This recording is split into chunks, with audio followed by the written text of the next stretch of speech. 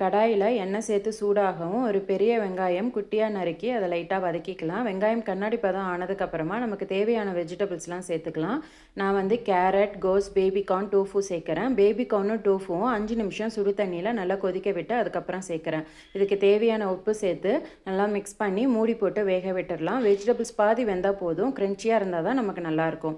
அதுக்கப்புறமா இது கூட ஒரு பெரிய தக்காளி அரைச்சி சேர்த்து அதோட மஞ்சத்தூள், 1/2 ஸ்பூன் தனி மிளகாத்தூள், garam masala, 1 spoon chicken masala, pepper இதெல்லாம் சேர்த்துக்கலாம். 1 டேபிள் ஸ்பூன் அளவு டொமேட்டோ கெச்சப் சேர்த்துக்கிறேன். டொமேட்டோ கெச்சப் ஆப்ஷனல் தான், விருப்பப்பட்டால் சேர்த்துக்கலாம், இல்லைனா வேணாம். இப்போ மசாலா வாசனைலாம் போனதுக்கப்புறமா வேக வச்ச பாஸ்தாவை சேர்த்து மிக்ஸ் பண்ணி மூடி போட்டு ஒரு 2-3 நிமிஷம் வேக விட்டுடலாம்.